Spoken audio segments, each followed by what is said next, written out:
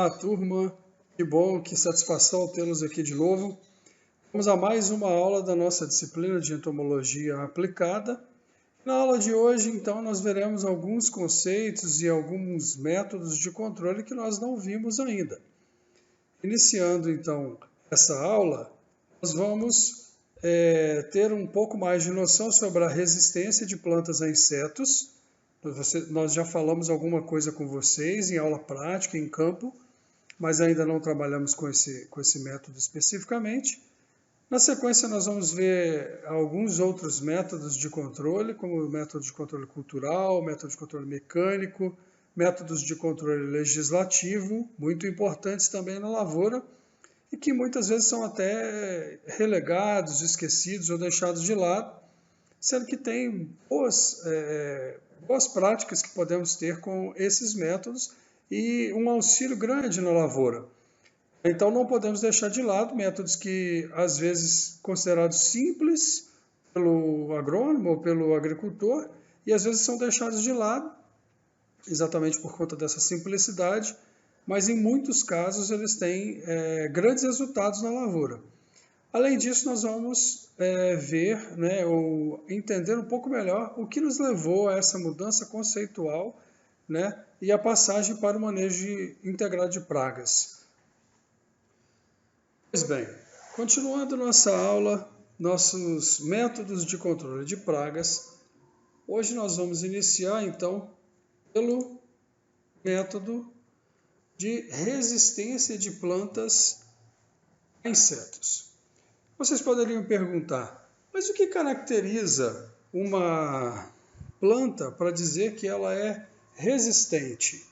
Como é que nós diríamos que uma planta resiste, ou se essa planta tem condição de resistir a um ataque ou insetos que acometem essa lavoura? Pois bem, Painter, já em 1951, classificou a resistência de plantas, conceituou a resistência de plantas, dizendo que a resistência de plantas é uma soma relativa de qualidades hereditárias possuídas pela planta, as quais influenciam o resultado do grau de dano que o inseto causa. Acontece que em 1951, Painter provavelmente não pensou que no futuro nós poderíamos manipular muitas coisas, muito mais do que se manipulava na época em que ele estudou a resistência de plantas. Então aqui nós podemos achar alguns furos, digamos assim, nessa conceituação atualmente. Se ele é uma soma relativa de qualidades hereditárias, quer dizer então que uma planta não pode receber uma característica de resistência. Isso no conceito de Painter. Mas hoje nós sabemos que o que mais nós temos são plantas modificadas geneticamente para adquirirem uma resistência que em condição normal elas não possuem. Então, se nós não temos essa qualidade na planta, ou seja, ela não foi herdada, e nós inserimos, então nós já furamos a primeira parte aí do conceito de Painter. Mas a gente ainda leva em consideração diversas coisas aí que foram descobertas e que foram colocadas em práticas pelo Painter. Como, por exemplo, na resistência de plantas, a gente considera esse método como o método ideal de controle. Por quê? Porque ele permite a manutenção da praga em níveis inferiores àquele do nível de dano econômico. E nós não temos custos adicionais a não ser a aquisição da semente ou do material genético que já possui essa resistência.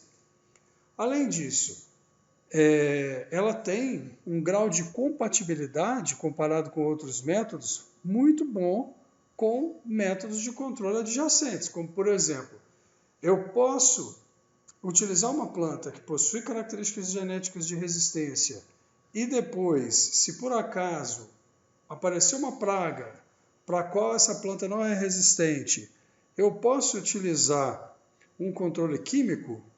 Posso. De maneira geral, vai haver um auxílio desse controle químico em relação ao controle natural que estava havendo ali. Eu posso liberar inimigos naturais, como o controle biológico, que a gente viu em aulas anteriores? Posso. Então, há uma compatibilidade. Mas nós vamos falar mais vezes sobre isso e algumas vezes aí para frente. Para entender a resistência de plantas, a gente precisa buscar lá na história como é que isso começou. Então, o caso clássico que nós costumamos dizer na resistência de plantas a insetos é o caso da filoxera da videira. A filoxera da videira ela é um problema, né, na videira causado por um inseto chamado Dactylosphera vitifoli. Esse inseto ataca as raízes e destruía as lavouras de uva. Então, para vocês terem uma noção, a destruição na França, 10 anos de ataque dessa praga na lavoura na França, ela ocasionou uma destruição de 1.200.000 hectares de lavouras de uva. Imagina o estrago. Qual foi a solução encontrada? Então eles resolveram fazer uma tentativa de enxertia. E por quê? Porque eles perceberam que haviam alguns materiais americanos que não sofriam com o ataque da filoxera. Então o que eles resolveram fazer? Fizeram porta-enxertos com os materiais americanos e colocaram os materiais de enxertia europeus, né, as cultivares europeias, que eram do interesse deles e que tinha aí produziam as uvas com os sabores que eles pretendiam alcançar para não perder a qualidade, inclusive dos vinhos, né, que eram produzidos. E assim eles conseguiram a resistência.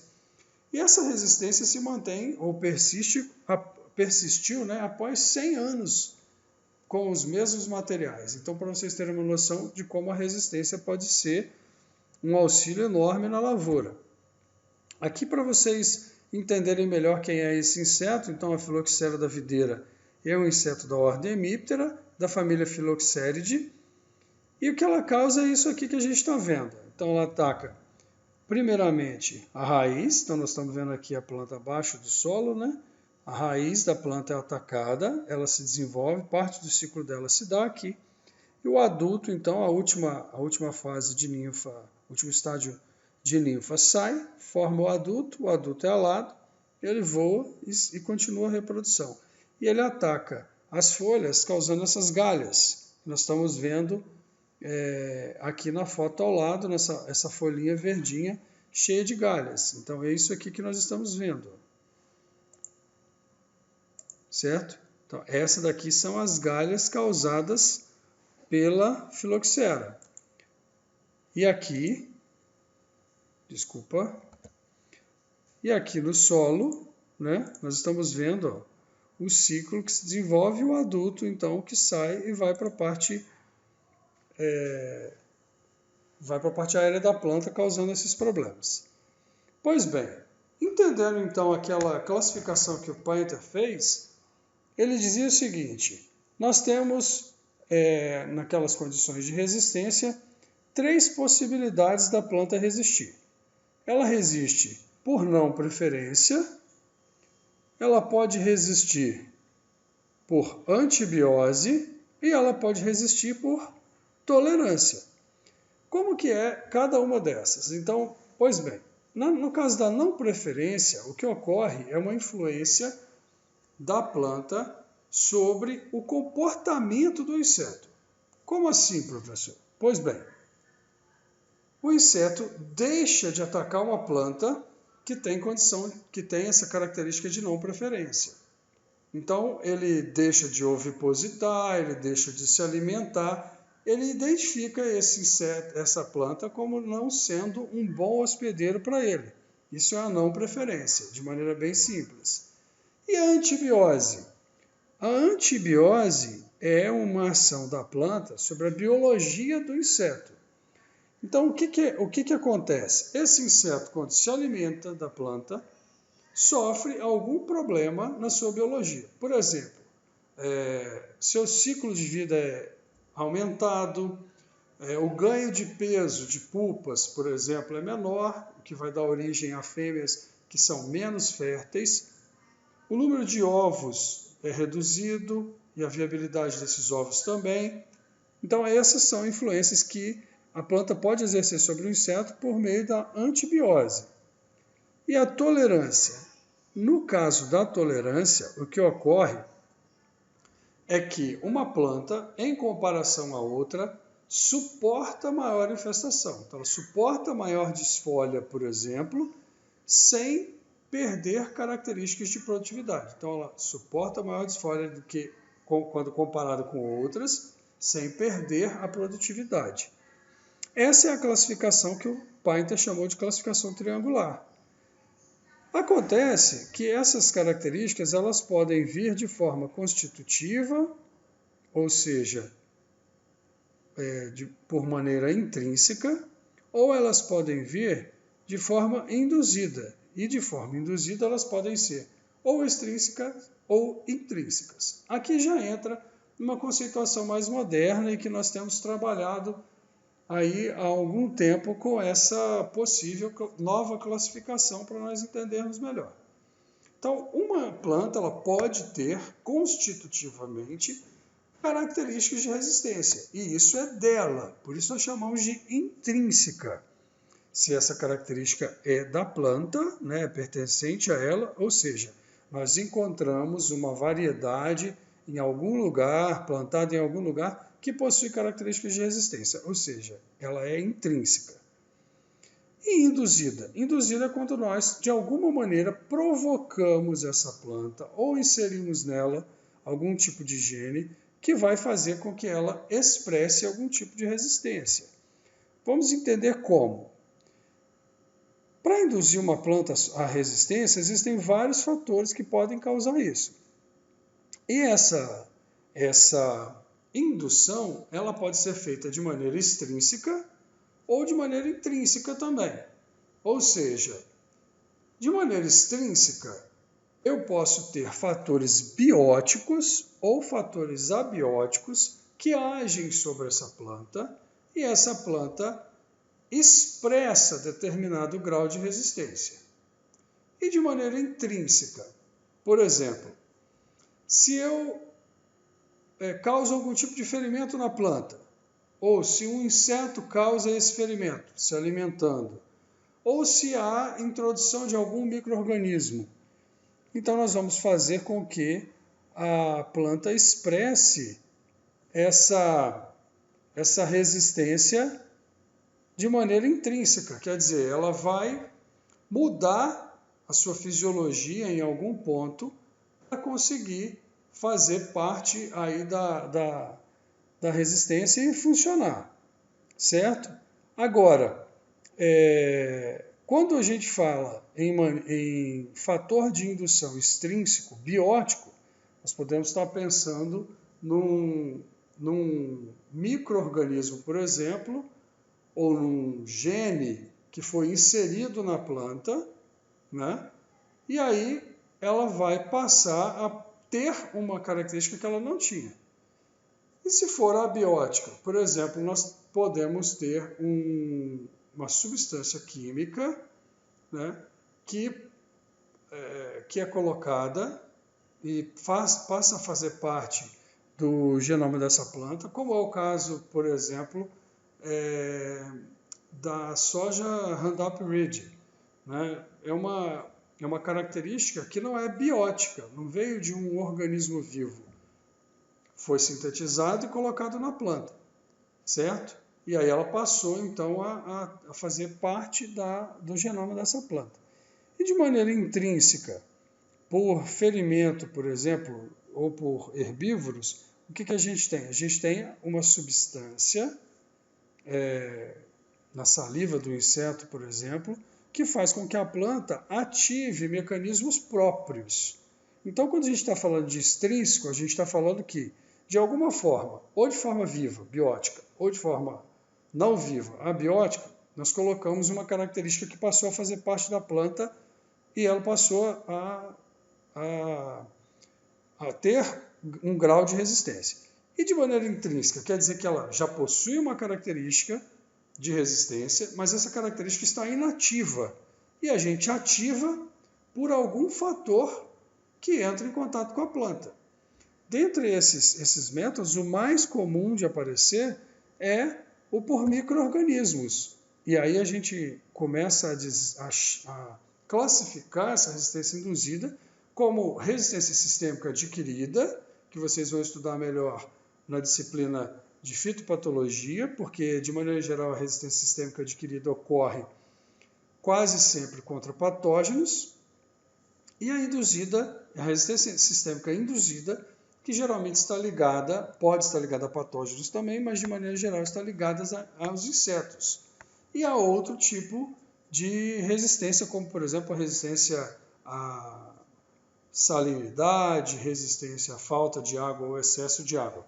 Mas no nosso caso aqui o estudo é em relação a insetos. Então nessa resistência sistêmica induzida, que é o foco de trabalho, por exemplo, do nosso laboratório, o que nós fazemos é buscar micro-organismos que, em contato com a planta, ativam algum gene ou alguma característica genética da planta e fazem com que essa planta resista a determinados insetos.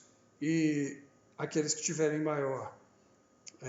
tiverem dúvidas a respeito disso, podem me procurar, porque lá no laboratório nós trabalhamos com isso, desenvolvemos algumas atividades nesse sentido. Então, em relação à resistência induzida de plantas, nós podemos conversar num outro momento. Vamos agora, então, a um outro método muito conhecido aqui na nossa região, que é o método legislativo. Vocês vão entender por quê. Bom, o método legislativo ele é baseado em leis e portarias federais ou estaduais, e eles têm modalidades diversas. Por exemplo, o serviço quarentenário ele é um método legislativo. Para você entrar em qualquer região, você passar por trazer algum inseto de fora, ou planta de fora do Brasil, qualquer espécie que nós chamamos de exótica, você precisa passar pelo serviço de quarentenário. E esse serviço quarentenário é um serviço de defesa sanitária vegetal do Ministério da Agricultura. O que ele faz? Ele atua na exportação e na importação de produtos agrícolas de maneira geral. Então, ele vai verificar, lógico, se tem algum inseto, algum outro micro-organismo que esteja vindo, né? E, por exemplo, em containers, que também precisam passar por serviço quarentenário, e assim vai. Por meio desses métodos legislativos, nós estipulamos normas para evitar, conter, controlar ou erradicar mesmo pragas de alguma região. Um exemplo de conselho que faz isso é o COSAV. O COSAV é o Comitê de Sanidade Vegetal do Cone Sul e vocês podem acessar por esse endereço que está aí na tela. Bom, ainda conceituando algumas coisas dentro do método legislativo, uma conceituação que vocês precisam ter é a de pragas quarentenárias. Então, nós temos pragas quarentenárias A1 e A2, basicamente, o mais importantes são essas. Essas pragas quarentenárias A1, a praga quarentenária A1, ela tem importância econômica potencial à área de risco e onde ainda não se encontra presente. Então, você tem uma área delimitada por fronteiras agrícolas, por exemplo, mas ainda não existe essa praga nessa fronteira. Nós temos que considerar essa praga como praga quarentenária A1 e aí vão ser tomadas medidas legislativas para impedir que essa praga vá para um local onde ela não se encontra. A praga quarentenária 2 já tem importância econômica potencial para a área de risco e onde ainda não se encontra amplamente disseminada e está sendo oficialmente controlada. Então, em alguns casos, nós temos a praga no local, mas ela não está em todas as áreas. Por exemplo, nós temos a praga num estado, mas esse estado está tomando medidas de controle da praga, mantendo essa praga limitada a determinadas áreas. Aí nós chamamos essa praga de praga quarentenária A2. Essas duas são as duas principais e são as que nós precisamos ter atenção maior mesmo. E quase sempre as autoridades vão tomar decisões por meio de seus comitês técnicos, ou por meio mesmo do Ministério da Agricultura, diretamente ligado a algum órgão regional para que não se espalhe essa praga em regiões onde nós não temos problema com elas. Outro método bastante comum é o método mecânico. E nesses casos, né, nós tomamos esses métodos mecânicos em áreas menores, de maneira geral, mas podemos também ter áreas maiores onde são utilizados esses meios. São, como o nome diz, meios mecânicos mesmo de contenção da evolução da infestação. Por exemplo, no querer da couve, desde que nós nascemos, a gente visita, por exemplo, casa de pessoas, normalmente pessoas mais velhas, né, que mantêm suas hortinhas em casa, e a casa da avó, da tia, que a gente tem, ou na roça mesmo, quando a gente vai visitar famílias que moram ainda, né, em propriedades rurais e têm a sua hortinha, de maneira geral, ele quer essa horta em condições que não são as condições que ele compra no mercado, ou seja, condições que ele sabe que foi utilizado ali, que ele colocou de adubo, como é que está a terra dele, qual é a condição dessa planta, principalmente porque couve, por exemplo, é uma hortaliça que a gente se alimenta dela basicamente in natura. Então, a gente quer que ela esteja livre de produtos que possam fazer mal à nossa saúde. E você não vai ter na sua casa uma horta para ficar enchendo ela de agrotóxico. O que o pessoal faz? Geralmente, toda manhã e toda tarde, vai lá e esmaga, né, as pequenas larvas que estão lá, lagartas, os ovos de borboletas que estão por lá, e assim eles controlam mecanicamente. Bicho cesto em cafezal, o bicho cesto é bastante comum em algumas áreas e ele pode sair do controle, né? Procurem, por favor, na internet fotos do bicho cesto, que vocês vão ter uma noção. E na nossa tarefa também eu vou apresentar uma foto deles para vocês. Broca dos troncos infrutíferas, muitas vezes se faz o esmagamento, principalmente em áreas pequenas. Lagartas do fumo da mandioca, essas lagartas são lagartas muito grandes e às vezes é desnecessário fazer uso em áreas, né, em área total de controle químico. E como nessas lavouras já se tem um pessoal que vai fazer a colheita, né, essa colheita manual e vai fazer os tratos culturais da lavoura, o que eles fazem é cortar essas lagartas ao meio, cortar as lagartas mesmo com tesouras. E tem áreas que a gente chega e você escuta o barulho das tesouras batendo. Curuqueira capinzais e gafanhotos, por exemplo, em áreas quando eles estão em migração, de maneira geral, você pode fazer barreiras como aceiros ou sulcos, encher d'água, né, e você reduzir ou frear a evolução dessa infestação. Os métodos culturais também são métodos bastante conhecidos, né, dos agricultores há muitos anos. Tem uma série de possibilidades de uso. Por exemplo, a rotação de culturas é bastante falada. Hoje o que se faz, basicamente, é uma sucessão de culturas e não uma rotação de culturas. Se nós pensarmos em rotação de cultura, existe toda uma técnica por trás desse método. E o que a gente não pode fazer, por exemplo, numa rotação de cultura, é ter culturas que se complementem. Ou culturas, por exemplo, eu tenho milho em estágio de inicial de crescimento e milho e espiga. Não podemos fazer isso. Outra coisa que a gente não pode fazer na rotação de cultura é utilizar a rotação, na chamada rotação, culturas da mesma família. Hoje, muita coisa tem se especulado a respeito da rotação e da sucessão. Por quê? Porque o que a gente tem visto é um Brasil de paisagens agrícolas diversificadas, porém não tão diversificadas, e áreas muito grandes de poucas culturas, onde as pragas têm transitado de uma cultura para outra, mesmo essas culturas pertencendo a famílias de plantas diferentes. Então, o que a gente tem de cenário hoje no nosso país é cultivo em tempo integral o ano inteiro, e aí nós temos graves problemas, né, com essa transição de um lugar para o outro. Além disso, nós temos aí a aração do solo, a época de plantio para você antecipar um pouco e não bater com a ocorrência de determinadas pragas, a destruição de restos culturais, né? Então, por exemplo, restos culturais, plantio direto, né?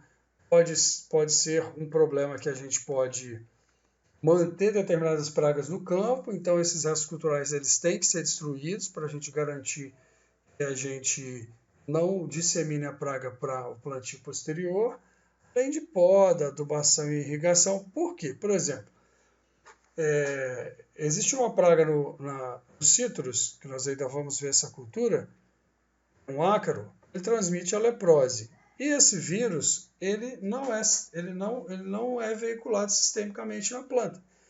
Ele ocorre localmente. Então, o que nós podemos fazer? Verifico um galho que tem sintomas da doença, né?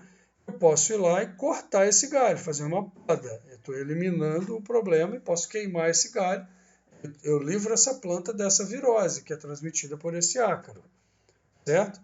Adubação e irrigação. Por exemplo, a gente sabe que excesso de nitrogênio faz com que a planta fique mais atrativa para pulgões. Então, nitrogênio em excesso em lavouras como a do sorgo atrai muito mais pulgão para a inflorescência. O pulgão é uma praga muito grave para a cultura do sorgo. Irrigação. Posso, por exemplo, na ocorrência de lagarta em área total, que eu tenho no milho, por exemplo, e que eu tenho a irrigação feita por pivô central, eu posso aumentar um pouco o meu turno de rega, por exemplo, aumentar a quantidade de água e encher os cartuchos. Se as lagartas estão em início de desenvolvimento, por exemplo, se eu acerto o time e encontro essas lagartas na fase em que elas estão recém-eclodidas dos ovos, o simples fato de eu encharcar o cartucho pode levar essa lagarta à morte. Então, existem várias formas aí de se fazer controle culturalmente ou mecanicamente. Senhores e senhoras, vistos esses métodos de controle todos que nós vimos até o momento, ainda veremos mais um método, pelo menos, que é o método de controle comportamental, que nós falaremos na nossa rodada de palestras. Vamos entender por que, então, que nós falamos tanto do MIP e da mudança conceitual para o manejo integrado de pragas. Vamos entender um pouco com essa historinha que eu vou contar para vocês. Pois bem, inicialmente o que se previa era, vamos arrumar uma maneira de aumentar a produção de alimentos. Por quê? A população crescia demais, e essa população crescia, demandava alimentos e a área plantada era considerada insuficiente. E aí o homem teve que pensar. Teve aí então uma ideia que ele considerou ótima. O que nós vamos fazer? Vamos retirar floresta, vamos desmatar e vamos aumentar a nossa área plantada. Aumentando a área plantada, a gente aumenta a quantidade produzida. Fato.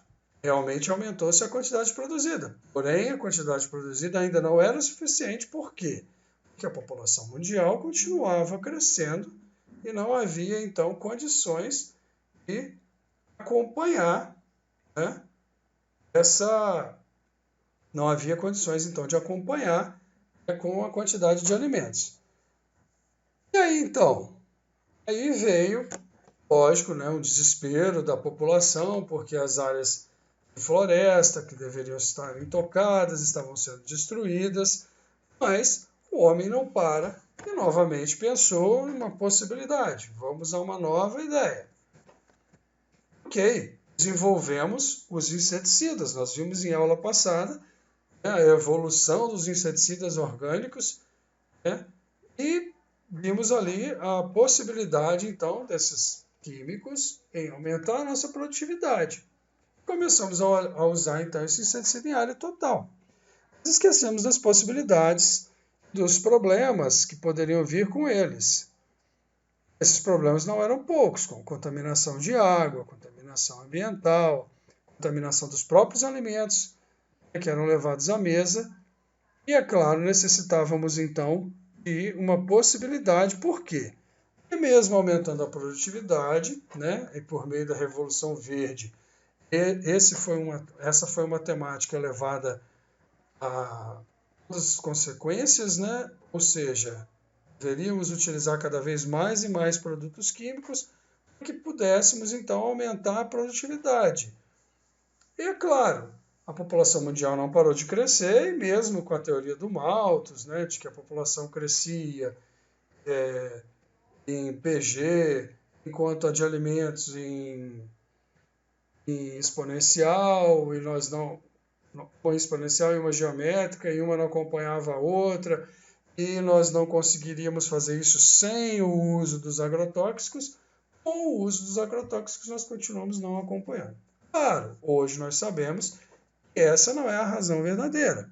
Sabemos que o que nós não temos no mundo é uma distribuição correta, uma distribuição igualitária. Mas nós podemos minimizar os nossos problemas e manter as nossas áreas produtivas com alta produtividade. Pensando, como nós sempre fizemos, chegamos então a uma conclusão óbvia. Se nós não partirmos para um método só, se nós partirmos então para a adoção do tão falado manejo integrado de pragas, o que nós poderíamos fazer? Aí sim, vocês já conhecem aí nosso famoso gráfico, né? E a base dele, a base teórica, a base prática, nós já vimos isso em aulas práticas, já vimos que é a possibilidade de uso dessas técnicas conjuntamente é a melhor opção.